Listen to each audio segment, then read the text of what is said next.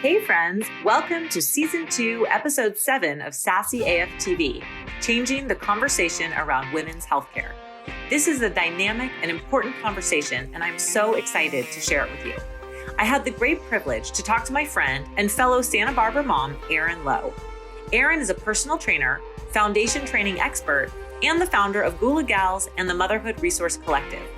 Erin and I talk about everything from the importance of postpartum care to ensure better physical and mental health for women, to using breathing techniques to keep our bodies functioning properly, to allowing yourself to heal when you are ready to change your lifestyle.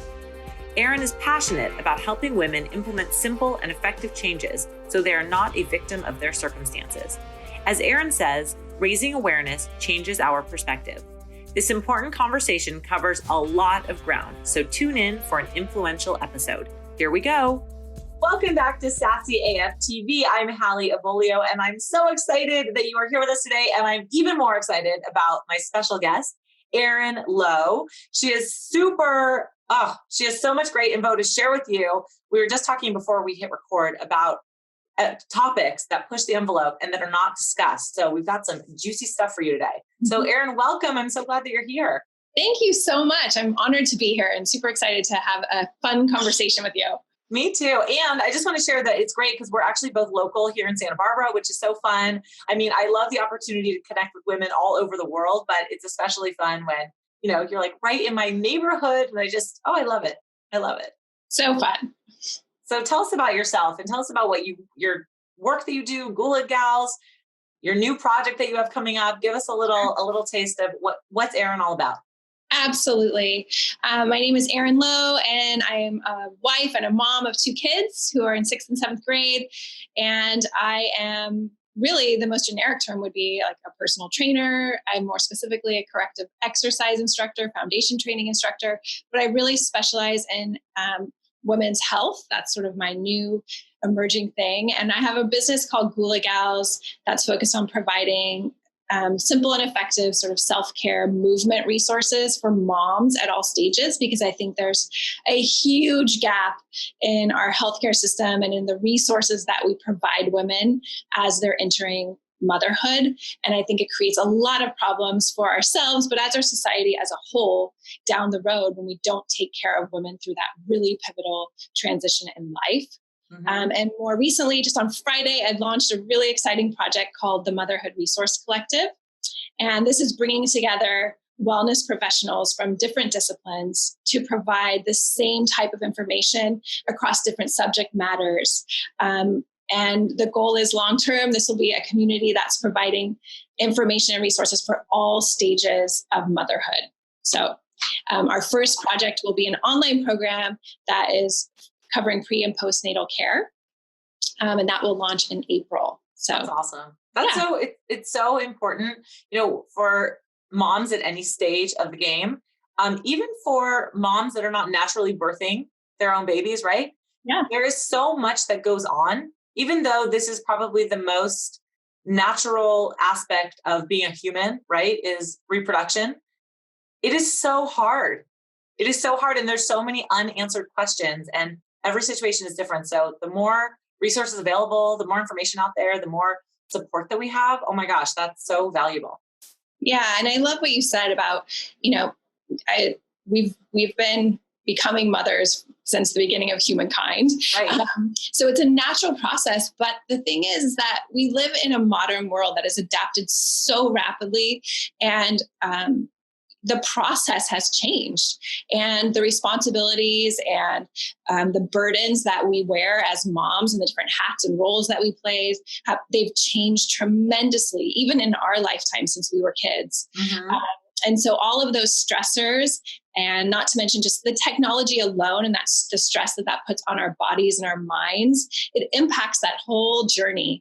And I think it's not that our bodies are equipped to have babies and to heal from it, but we need to give our bodies the correct information to allow them to do that. We need to give them time and proper movement and, restorative processes in order to heal.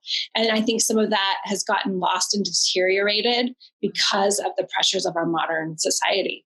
So, well, I'd love to talk about that a little bit more. And I know one of the things that you you're passionate about is helping women and especially moms, but women in general, feeling the best in their bodies and in their minds. Right. And I know that you talk about, burnout and depression is hugely impactful on women today. So what are your thoughts on that right now? And why are women in particular experiencing more burnout and depression maybe than ever before?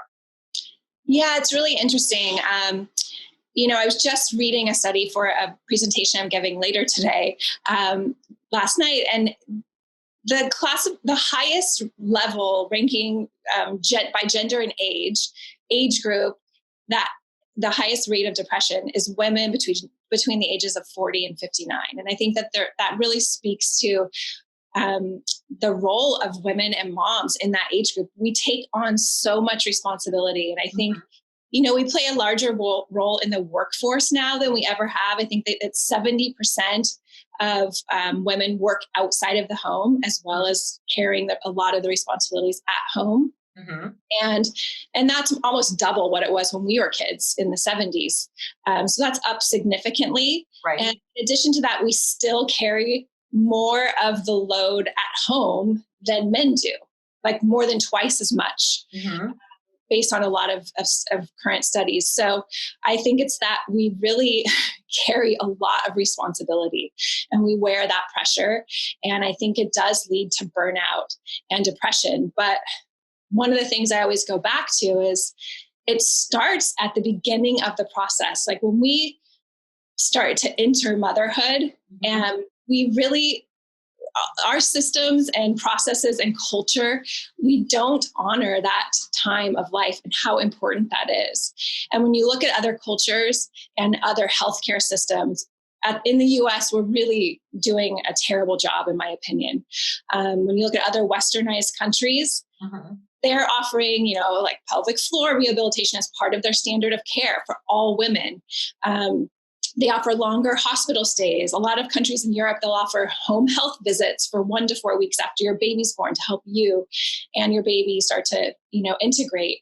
And these are resources we don't have available here in the US. Standard of care for postpartum recovery is 1 visit with your doctor 6 weeks post-delivery. That's it. Mm-hmm. Anything beyond that, you're paying out of pocket, you're asking for it, or it's because you have some kind of trauma or problem. Right.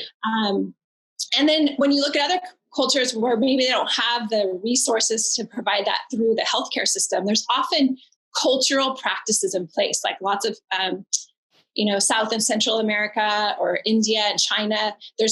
It's understood that when a woman has a baby, they're almost like quarantined, like you stay in the home for 30 to 40 days, and family members come and they provide healing foods and herbal remedies, and they take care of the other children. And nobody does that, to my knowledge, in our culture and society, sadly. Not regularly, anyway. I mean, you might be lucky enough that you have some friends that'll help out, but that's probably a very rare, example. Exactly. You might get the meal train, right? Which is super helpful. That's awesome. Yeah. And we're trying to do our best to help each other. But, and then a big one for me too is paid time off. We are one of 4 countries in the entire world that doesn't have a federal paid time off policy for women, which is crazy. Right. So you get your job security, but you don't get paid for it. So. Right. Yeah. And it's really, that to me is horrifying. We rank right up there with, the other countries are Lesotho, Swaziland, and Papua New Guinea are the only other countries that don't offer paid time off. And some countries, Scandinavia, it's like 420 days in some of those countries where parents, husband and wife, or whoever the 2 parents are, can split the time to take it off. And I just got an email yesterday. A new article came out. Estonia offers 85 weeks of paid leave when a new child is born. And it blows me away. So I think all of those things together just create the perfect storm for women who are burned out, physically broken down, and maybe depressed. Yeah. Right. Well, it's really interesting because, and I don't necessarily consider myself a feminist, and I certainly don't want to take this to a political space because that's not what we're here to talk about. But it's interesting. I think women have worked, especially in this country, right? Women have worked really hard to get the rights that we deserve. And yet And that's awesome. So I'm not discounting any of that. And yet women are different than men. Like, we can't argue that. There are maybe some women that will say, oh no, we are the same. We are humans. We're the same. But the truth is we are different than men, and we have different needs physically, mentally, etc. Even, and this is a small example, but I was having this conversation with my husband recently, last week, about our periods. And, we have a cycle, and, if you're not on birth control and you're not artificially maintaining your cycle, right? You're going to ebb and flow. Your body ebbs and flows every month while you're in that time of life. When I get my period, I need like a full 24 hours off. I'm like taken out.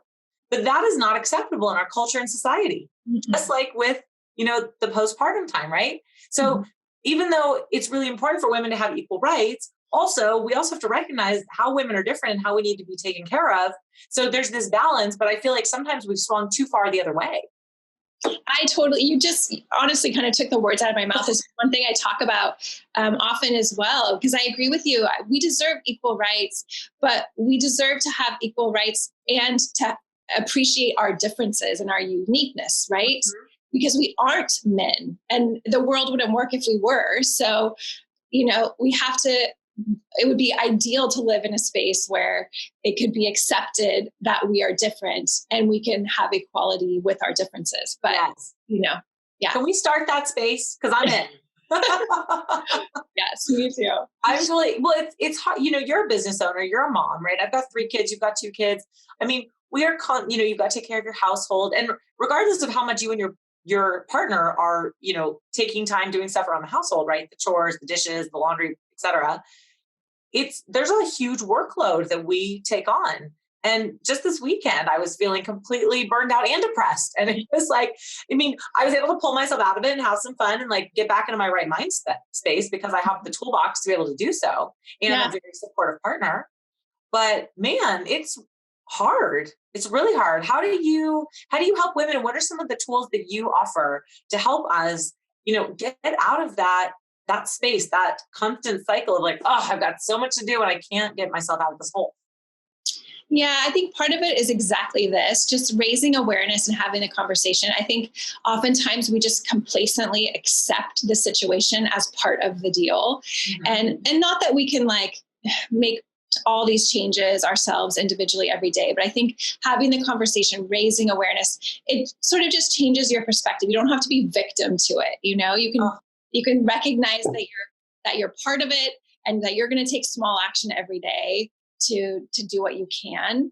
But you don't have to complacently just accept that it has to be this way. And then beyond that, what I do day in and day out is I go back to teaching the movement practices that I teach people. Because I think that's where a lot of the break, like for me personally, that's what happened. My body was broken down after having kids. And that was the root of all of the like angst and depression. When you don't feel good and you don't feel confident in your body, everything else starts to fade away, you know?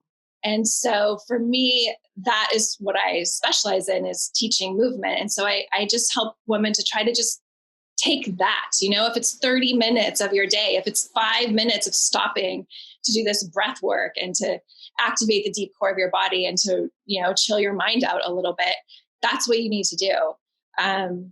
Because it can be overwhelming and you can get lost in it so easily. We all do. I do it too. It's there's nothing easy about it.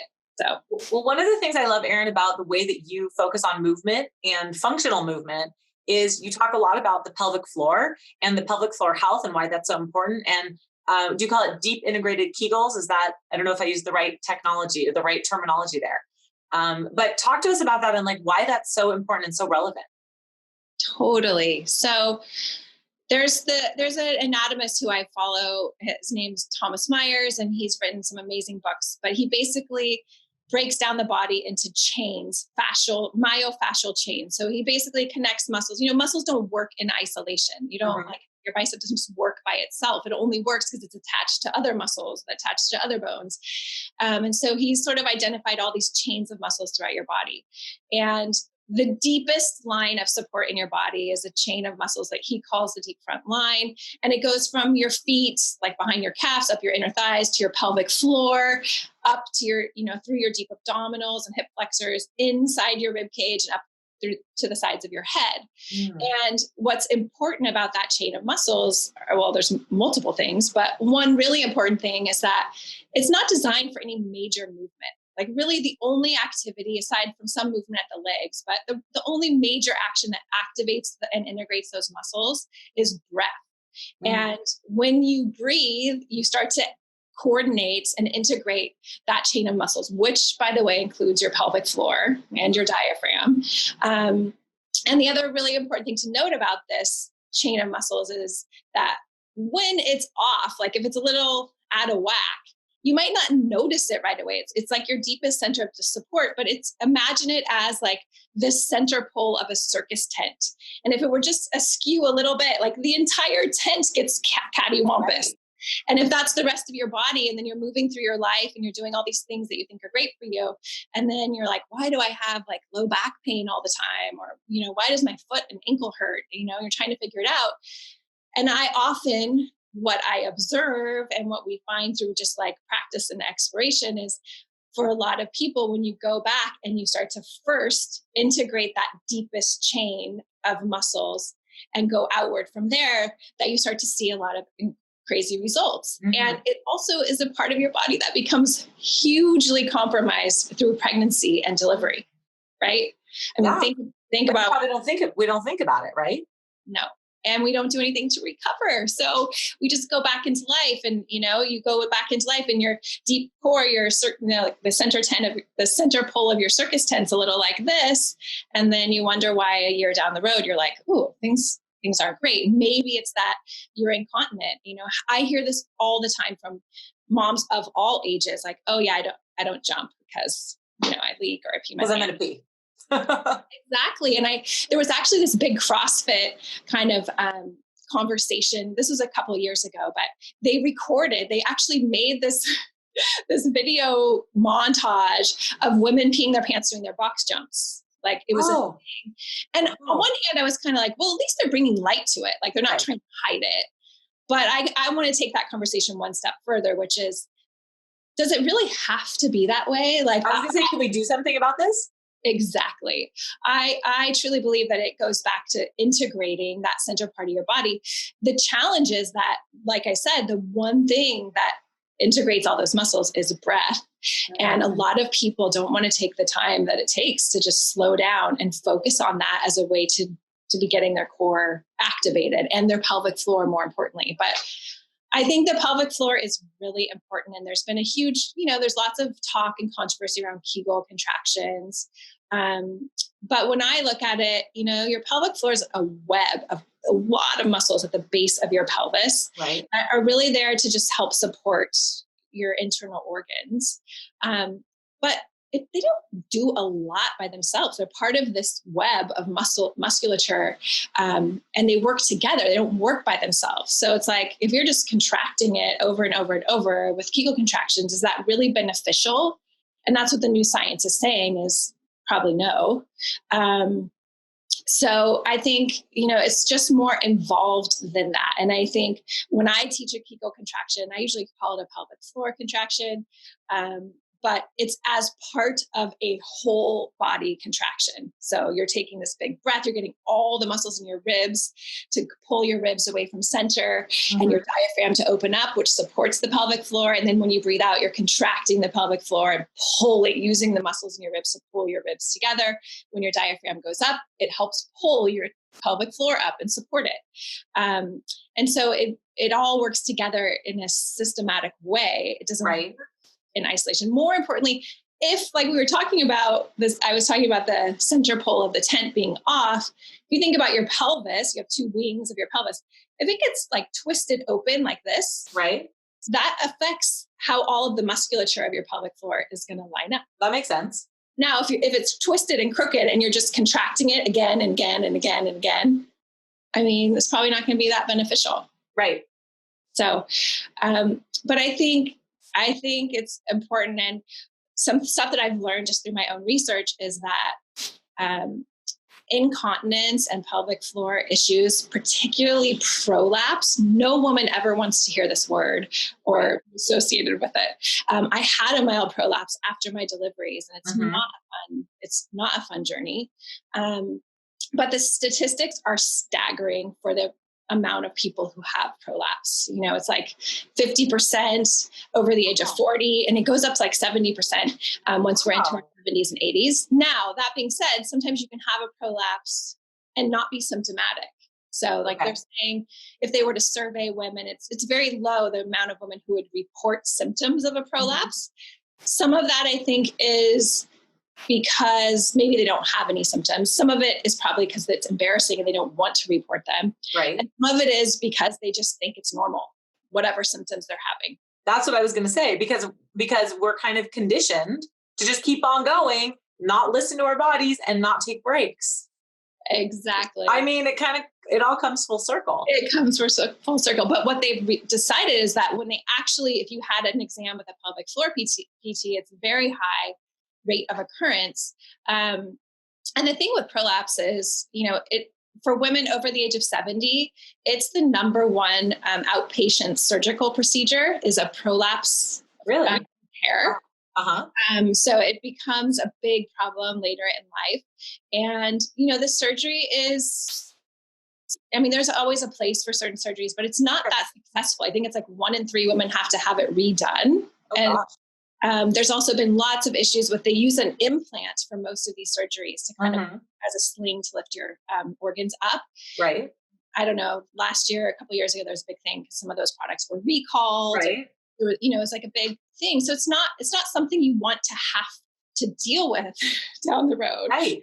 And so I just feel like if we could better educate women on, I think pelvic floor physical therapy is also really important. And we are lucky in Santa Barbara to have a great resource. There's the Pelvic Health Center of Santa Barbara is a great place to go. And they have incredible therapists there who can help you out and help you understand if you have issues. But if you have any symptoms of like heaviness in your pelvis at the end of the day, particularly after standing or activity, if you have any kind of leaking or incontinence, you need to go and find out what's going on and do the work now so that you don't have, you know, bigger issues down the road.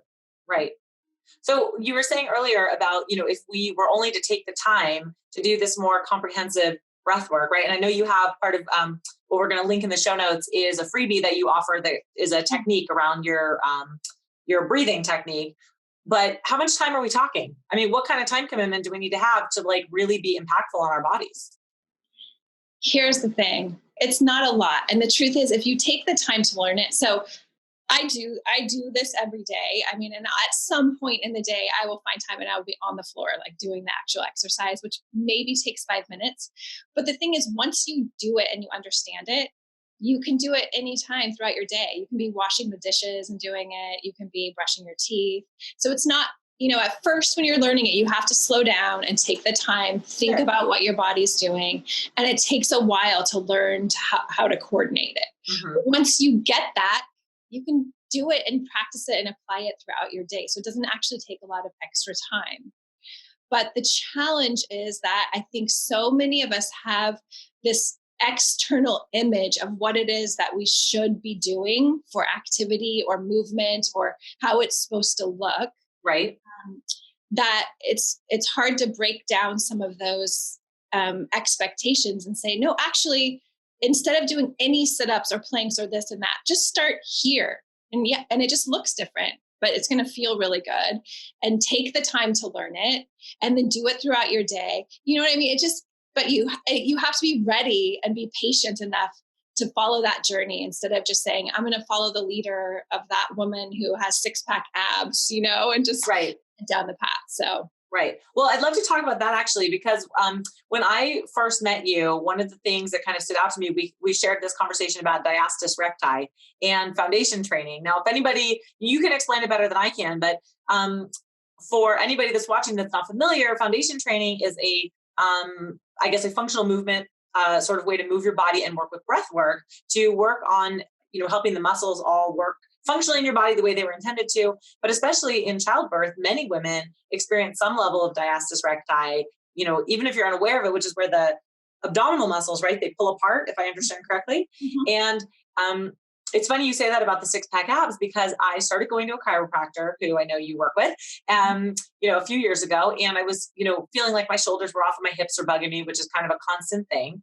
And then he was introducing me to this idea of foundation training. And I said, oh, that's cool. What is it? And then I made some comment about like, oh, well, my abs will never look, that good, like the 6-pack abs, because they just can't. And he feels in my abdomen and he says, well, yeah, because you have diastasis recti. And I was like, what? Like, no one ever said that. And I didn't even know what it was. So can we just talk about that? Because I think it's so eye-opening, and the fact that we can do something about it without needing surgeries and tummy tucks and all this kind of stuff. Absolutely. And that is my journey. I mean, once you have it, you sort of have it, and you can manage it, and it can change and adapt. But I have diastasis recti, which is, exactly like basically the muscles kind of pull away from the connective tissue, your 6-pack abs.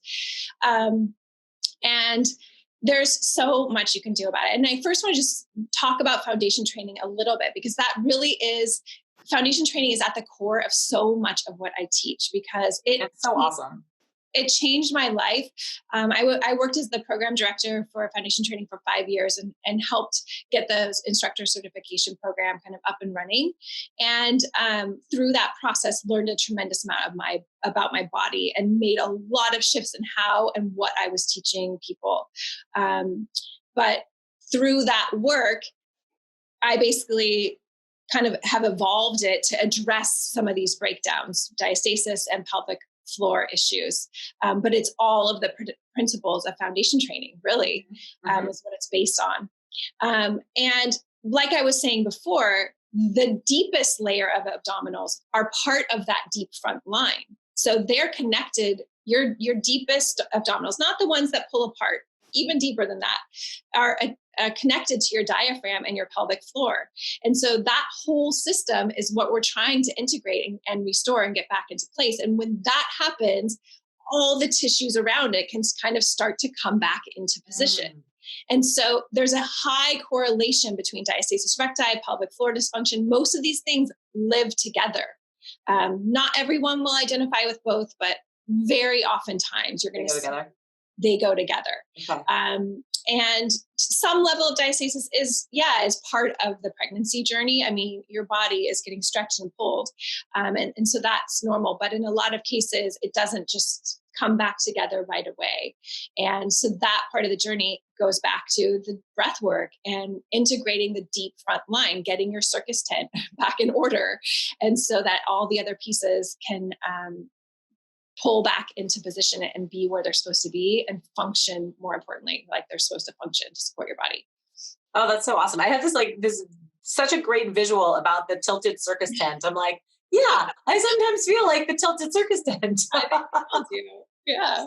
We all do, right? I mean, but here's the thing that I love about the work that you do, Erin, is that, none of it is insurmountable. None of it costs some crazy amount of money, takes some crazy amount of time. You don't have to be, living in, the Housewives of Beverly Hills or something like that to be able to participate in this sort of, movement training that can really impact your whole body. And like you said in the very beginning, when we feel better physically, we feel better mentally, right? And let's just make a note that, by the way, when you're feeling better internally and your chain is all good and your pelvic floor is good, you have better sex. That also makes you feel good. I mean, it all goes together, right? So it's this, this chain of positive reaction. And that's what we want to focus on, especially, for women that are, we are working hard, men too, right? We all want to, let's not leave the men out. Like, the men are working hard too. We all have busy lives. We're in demand. And it's really important that we figure out, okay, what are the ways that we can stop for the 5 minutes? Because in reality, if you can't take 5 minutes for yourself every day, you need to readjust some things. But how can we stop for the 5 minutes and really do the things that are most important to take care of ourselves, mind, body, spirit? Exactly. And I do think it's a little bit of just a mindset shift. Like I said, I think we base so much of what we think we need based on external images that we're seeing, instead of really like intrinsically asking, like, what is it that I really need for me whether that's mental, physical, whatever. What is this meeting my needs? I think that is one really important aspect. And I think just breaking down the barriers of what that looks like, especially in California and especially in Santa Barbara, the fitness world is, and I buy into it because I love fitness. I love moving. I love trying different things. But I think there's this, I don't know where it comes from, but there's like this deep rooted idea that in order to be healthy, you have to do like all these crazy things, but maybe those aren't the things that your body are ready to support yet. I never discourage people from doing any type of movement. I think our bodies are capable of miraculous things, but I do think it's important to ask yourself, can my body support that? And if not, what are the steps I need to take to be able to do that? I'm not just going to go do it because someone else is, Right. Oh, that's so good. Yeah. And I think that that's something that we really have to just get better at if we want to feel good and be our best selves as individuals. Right. That self-awareness is huge. And even on a really micro level, having that self-awareness day in and day out, right? Because today you might be feeling on top of the world and like you can conquer the most amazing, challenging, intense class ever. And tomorrow or 3 days from now, you might be needing some rest and recovery, and that's okay. So really just tuning into yourself, like you said, and listening. I mean, that's really what needs to happen. Yeah, it's a huge part of it is just listening to what you really need. And then understanding too, taking the time to understand like what these things are actually doing to your body. Right. And, being able to break away from what everyone else is doing to know that, okay, I've done the research. I know what I need and I'm going to spend the time there. Yeah. No, this is great. I mean, you have such a wealth of information, Erin, and I love your approach. I love that what you're bringing, to women, to mamas. I love how you're focusing on this, pre and postnatal journey and just really looking at how can we take what we have and work with our modern day culture and society to still make our lives and ourselves the best version that they can be. Yeah. I mean, I think this is a big thing. I often get so like frustrated. I know all moms do with technology. It's like, it's such a double-edged sword. It's like this amazing thing, but especially when you have kids, it's like, oh my gosh, there's constantly like rules and regulations because it's like endless. The pull toward technology. But at the end of the day, I mean, you can take it away, but that doesn't solve anything because the technology is not going anywhere. Right. And we have to teach our kids how to adapt in a world that has it and how to self-regulate and do all those things. And it's really hard. And it's the same for us as humans. But I mean, we're just having this conversation about women today, but this is true for everyone. Our modern lives is not going to vanish and go away tomorrow. So we can either just complacently let it break us down so we're defeated at the end of the day, or we can actively take little steps to be able to thrive within it. And it's really hard. But there are things that we can do for our mental well-being, our physical well-being. But it's constantly staying mindful. Yes. And choices. Yes. Yeah. Well, and I like to say, take on things that are simple, sustainable, and fun, right?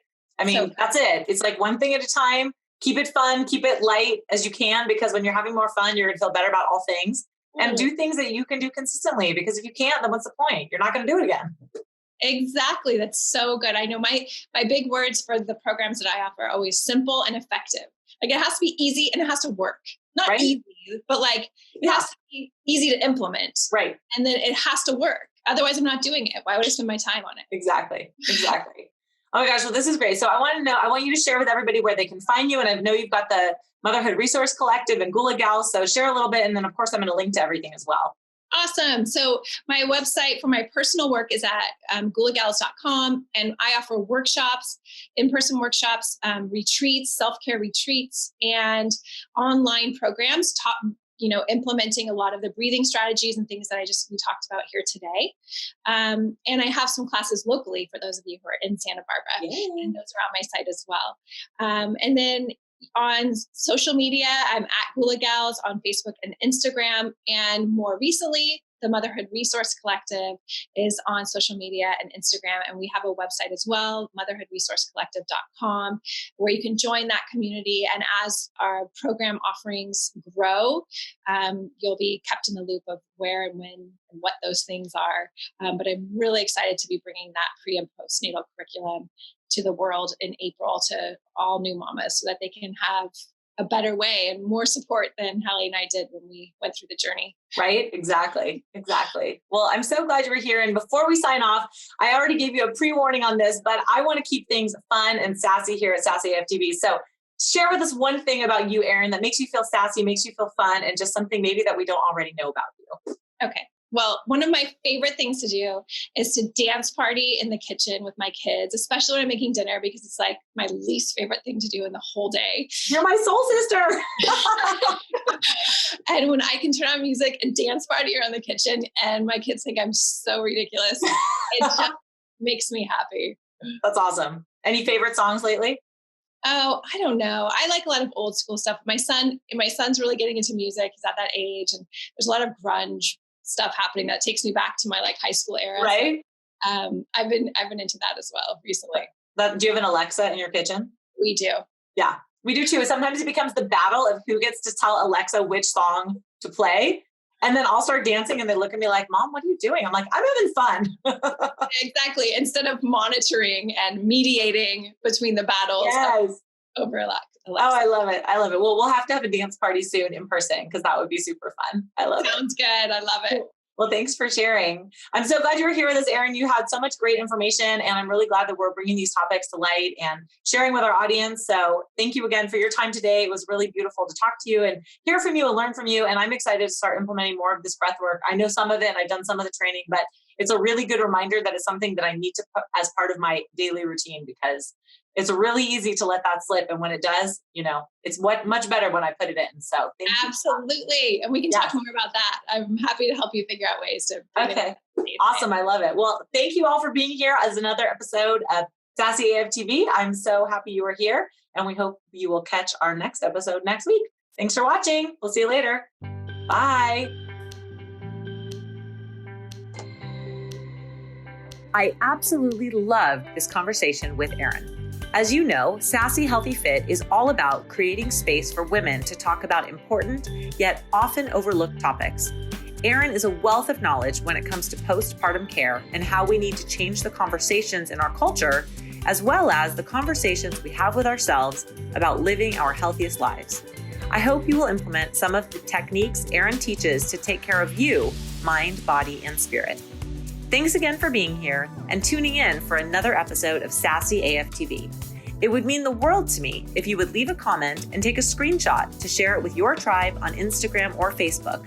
Don't forget to tag me at Sassy Healthy Fit. Then make sure to head over to our website, sassyhealthy.fit, and sign up for our mailing list so you always know the latest and greatest in sassy fun. See you next time.